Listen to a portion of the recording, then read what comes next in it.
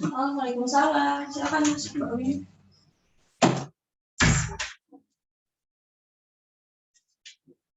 Oke.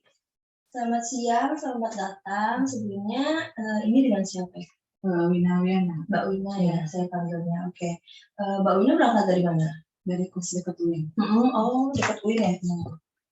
Kesehariannya mungkin sekarang? Masih kuliah tingkat akhir. Masih kuliah. Oke, saya perkenalkan diri dulu ya. Perkenalkan, nama saya Almina Olga. Jadi saya akan mendampingi Mbak Wina dalam sesi kali ini. Kalau boleh tahu nih, tujuan Mbak Wina untuk mengikuti proses konseling ini untuk apa? Untuk kesehatan mental saya. Oh, oke. Kabarnya hari ini alhamdulillah baik. Jadi saya menjelaskan prosedur dulu ya sebelum masuk ke sesi pengenalan diri. Jadi prosedur layanan psikologi ini nanti dalam satu sesi biayanya sebesar 50.000 per 50 menit. Namun jika memang Mbak Wina membutuhkan sesi kedua, maka biayanya juga akan menyesuaikan.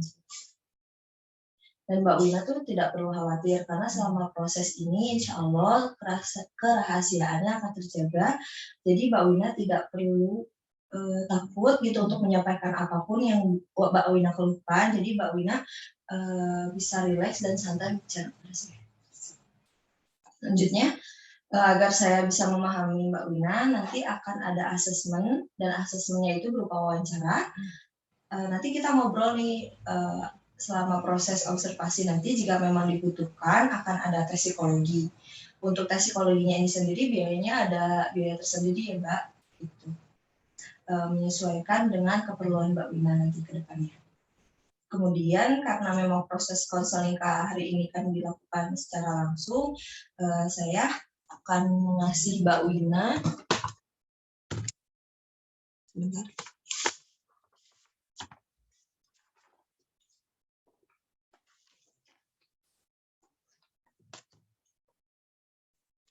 lembar persetujuan terkait konseling. Jadi di lembar persetujuan ini ya Mbak Wina berisi kesediaan Mbak Wina untuk melakukan konseling. Lalu ada juga hak-hak Mbak Wina apa aja di sini. Lalu ada apa ya? Kemudian ada kerahasiaan data yang terjaga dalam proses ini. Jadi semacam perjanjian seperti itu. Mbak Wina bisa baca dulu sebelum tanda tangan. Kalau Mbak Wina ada yang bingung, nanti bisa ditanyakan aja. Nanti kalau sudah selesai tanda tangannya, bisa bilang. Ini sudah selesai baca, langsung tanda tangan. Iya, boleh.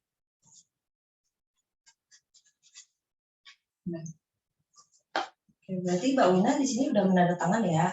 Otomatis Mbak Wina sudah setuju dengan prosedur yang ada di sini.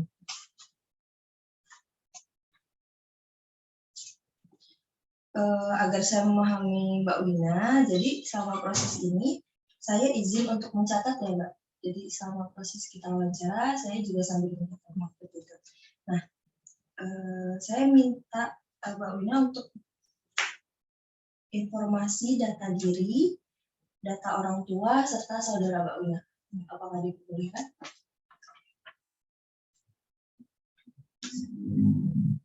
Nama lengkap Mbak Wina? Wina Wiana. Biasa dipanggil Wina.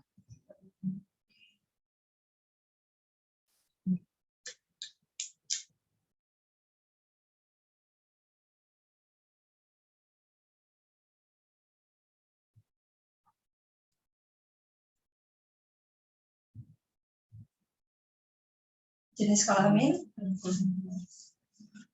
Tempat tanggal lahir? Ciamis 17 Juli 2000.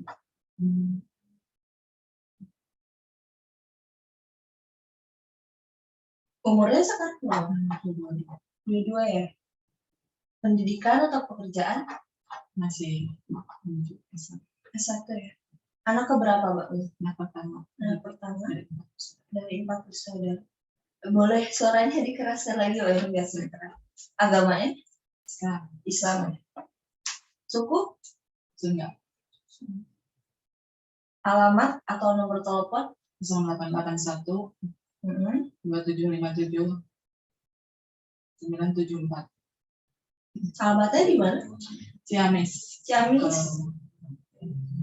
Hobinya? Ya, baca aja. Baca. Sekarang saya minta data dari orang tua Mbak Wina. Nama ayahnya siapa, Mbak? Asep. Umurnya sekarang? 51. Pendidikan? SMA. Kerjaan? Dagang. Agama? Islam. Suku? Sama Sunda. Sunda juga ya. Alamatnya? Ciamis.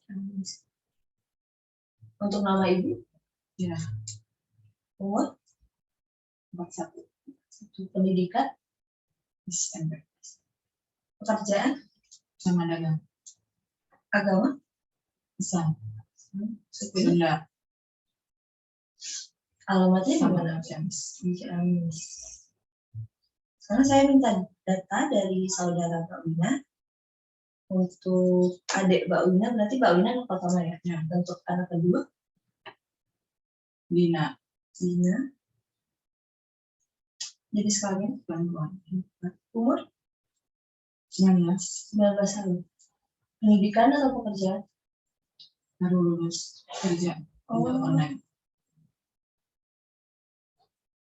Alamatnya di mana? Sama di rumah Ciamis. Habib. Yang ketiga Habibnya. Jenis kelamin? Laki-laki. Umur? 7 tahun. Pendidikan? Kelas 1 SD. Alamatnya di mana? Sama Ciamis. Lalu? Terakhir Azmi.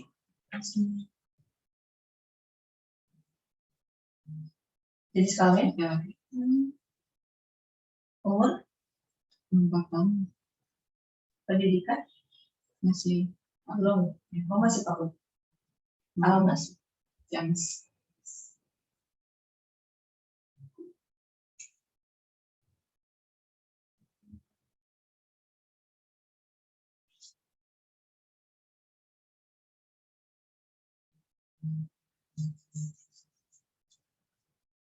Terima kasih ya Mbak Wina atas data diri, informasi keluarga Mbak Wina, saudara Mbak Wina, orang tua, dan Mbak Wina.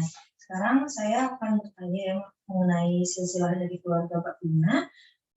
Untuk kakek nenek dari ibu, lengkap. Ibu tinggal kakek. Oh, tinggal kakek. Berarti nenek sudah meninggal ya?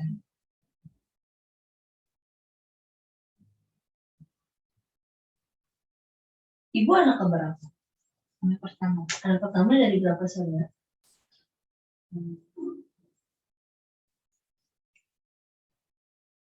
Empat. Dari 4 bersaudara. Ibu anak pertama.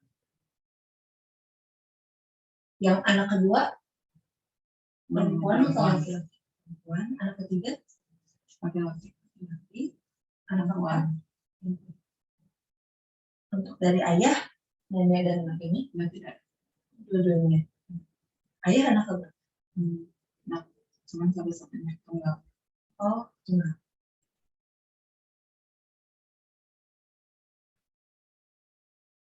Jadi di sini Mbak Wina anak pertama ya. Lalu adik Mbak Wina tadi yang anak kedua perempuan. Yang ketiga laki-laki, yang keempat.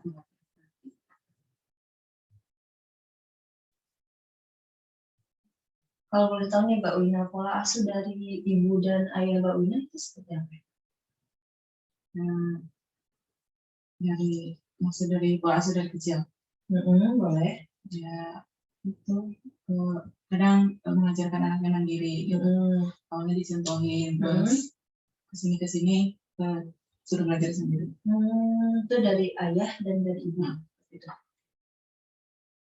Ya, terima kasih ya untuk informasi keluarganya Mbak Wina. Nah, kita udah lumayan banyak ngobrol ya tentang data diri, juga tentang keluarga. Mungkin saya ingin mengetahui lebih dalam tujuan Mbak Wina untuk datang ke sini dan Mbak Wina bisa menyampaikan keluhan yang Mbak Wina kesini. Jadi tujuan saya datang ke sini kan saya punya rasa takut yang berlebihan terhadap tikus ya. Terus saya searching di Google, banyak kan kemungkinan takut ini. Kan saya punya fobia yang berlebihan. Makanya saya ingin konsultasikan terhadap yang benar-benar ahlinya. Takutnya itu dari kapan Mbak kalau bisa diceritakan? Sejak SD mungkin. Sejak SD. Kejadiannya seperti apa? Awal mula Kan saya maaf ya kalau ngomongnya campuran kan. Iya. Sunda sama Sunda Indo. Oh iya, gak apa-apa. Kan saya tuh waktu kelas berapa gitu ya, jalan di rumah, terus di atap tuh ada tikus yang masih kecil gitu, jatuh ke pinggir. Terus ibu saya bilang, biasanya orang-orang tuh, nggak tahu orang mana, kalau tikus yang masih anaknya itu dimakan buat obat katanya. Nah, saya tuh kebayang gitu, jijik. Jadi informasi dari ibu, ya. Terus pengalaman pernah lihat tikus jatuh di sana. Kalau boleh tahu itu ingat gak umurnya berapa? Pas berapa mungkin waktu SD? 3 atau 4. 3 atau 4 ya. Itu sekitar 9 tahun ya, mungkin ya, kurang lebih. Oke. Jadi ketakutan Mbak Wina terhadap tikus itu berlangsung berapa lama? Sampai sekarang. Sampai sekarang? Ya. Berarti dari SD sampai sekarang. Ketika Mbak Wina bertemu tikus atau ketemu tikus gitu kayak menghadapi tikus, itu perasaan Mbak Wina atau sikap-sikap yang ditunjukkan Mbak Wina seperti itu? Takut aja gitu kan, bukan sama tikusnya doang, bahkan yang menyerupai tikus aja saya takut. Misalkan boneka gitu yang menyerupai tikus itu takut. Hewan seperti marmut, terus kelinci, hamster itu jijik juga. Kucing yang masih kecil ya takut banget. Jadi hewan yang menyerupai tikus, ya. Boneka yang seperti tikus, ya. Boneka tikus atau boneka yang seperti tikus? Mau tikus juga takut ini. Lihat dari ininya, mulutnya, biarnya. Berarti tidak hanya hewan tikus saja. Kalau Mbak Wina lihat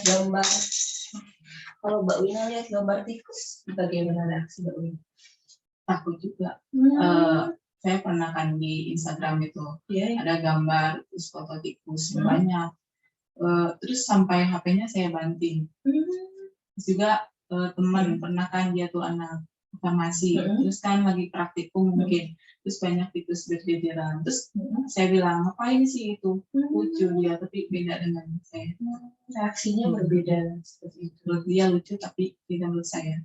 Jadi Mbak Wina, perasaan Mbak Wina ketika membanting handphone itu bagaimana? Ya refleks aja gitu. Kan ketika melihat itu kaget itu langsung. Kaget ya. Oke Mbak Wina, dari yang Mbak Wina ceritakan, mungkin ada cerita-cerita lain berkaitan dengan pengalaman Mbak Wina dengan subjek yang menimbulkan Mbak Wina ketakutan dosen. Apa ya? Sering sih gitu ketemu tikus, tiba-tiba berangkat ketemu tikus sampai nggak jadi berangkatnya karena tikus sampai nangis. Berangkat mau berangkat misalkan dari kosan kan, terus mau berangkat atau keluar malam-malam atau siang, terus ada tikus di luar, dia tikus. Nah pas jalan dia tikus di depan kan, terus balik lagi ke kosan nangis sampai dianterin sama teman kosan. Nangis. Pas dianterin sama teman kosan itu? Ya kan pas ada tikusnya tuh balik lagi ke kosan nangis kan, bilang Mbak takut ini enggak, terus kata mbaknya tuh terus dianterin lah keluar dijagain sampai ada lagi.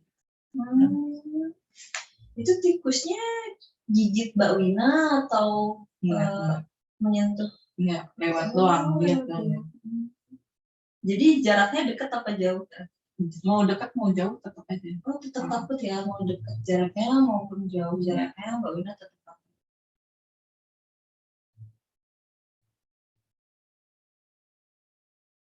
Jadi Mbak Wina tuh ada desakan kuat untuk menghindar atau melarikan diri ketika Mbak Wina tidak mempunyai pengalaman yang tidak menyenangkan dengan tikus. Kalau mendengar orang lain berbicara tentang tikus itu bagaimana reaksi Mbak Wina?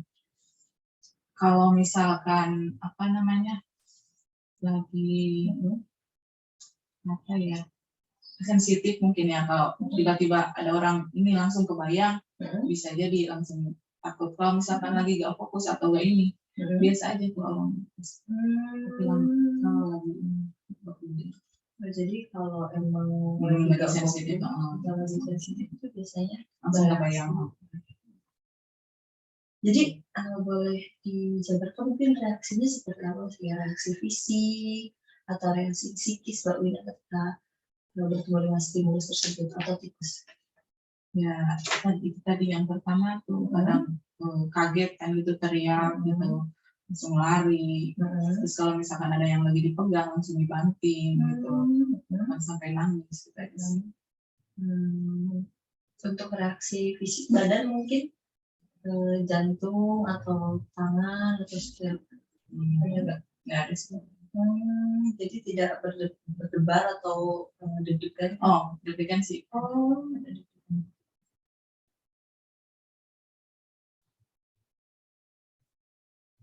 bahkan kalau misalkan mau keluar malam aja tuh sebelum keluar udah deg-degan, takut nemu tikus gitu. Walaupun tahu ya sebenarnya belum tentu ada tikusnya di sana.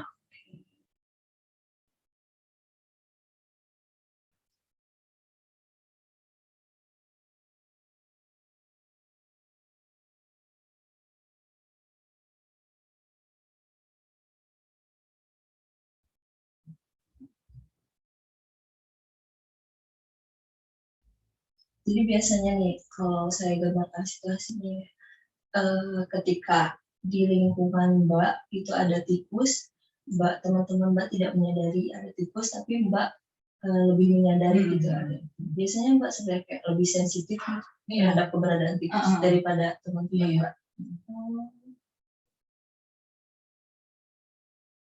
Kan suaranya juga kadang suara tikus beda kan gitu. Nah udah bisa nebak itu pasti tikus. Jadi sensitif ya Mbak, walaupun tidak ada suaranya juga bakal bereaksi. Oke.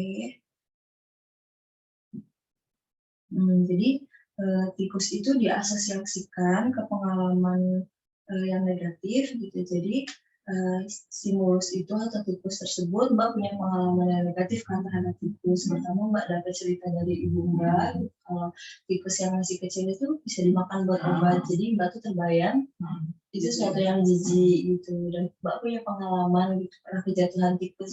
Itu kalau boleh tahu kejatuhannya tuh kena enggak di pinggir banget. Oh di pinggir, samping. Cuma nggak kena gitu. Cuma jijik.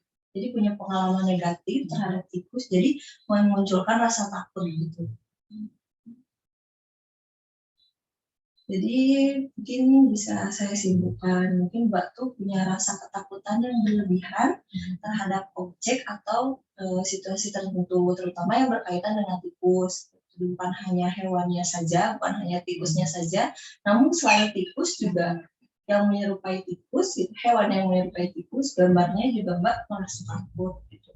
Jadi Mbak sering menghindari objek tersebut gitu, bahkan sampai mengganggu kegiatan Mbak. Tadinya jadi pergi, tadinya mau pergi malah gak jadi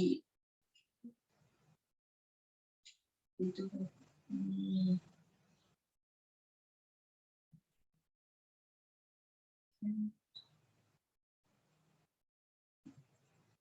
Mbaknya mungkin perlu melakukan konseling lanjutan gitu, namun itu kembali ke keputusan Mbaknya gitu, mau melanjutkan konseling ini atau tidak, karena hal tersebut untuk menetapkan diagnosa ya Mbak gitu, apakah memang Mbak punya kecenderungan untuk fobia atau mungkin ada perilaku-perilaku lain seperti itu. Lalu kalau memang sudah didiagnosa, mungkin kedepannya untuk konseling lanjutannya bisa melakukan treatment gitu untuk penyembuhan rasa takut terhadap tikus. Ada yang ingin disampaikan lagi mungkin? Itu aja sih. Cuman ya tadi kan kalau misalkan mau tahu ini bahaya atau enggak, berarti harus ikuti selanjutnya kan, tahap selanjutnya. Iya betul, seperti itu Mbak. Betul. Kalau memang tidak ada yang ingin disampaikan lagi, mungkin sesi konseling ini bisa saya akhiri. Gitu. Terima kasih Mbak Wina sudah berbagi informasi mungkin terkait keluh kesahnya dan terkait kecemasan Mbak Wina. Gitu. Insya Allah data yang Mbak Wina sampaikan ini terjaga kerahasiaannya. Nanti untuk sesi selanjutnya bisa dibicarakan lagi setelah ini. Terima kasih banyak ya Mbak Wina. Saya akhiri. Wassalamualaikum warahmatullahi wabarakatuh. Iya, sama-sama. Mau langsung pulang Mbak? Langsung aja. Assalamualaikum. Waalaikumsalam. Kami enggak.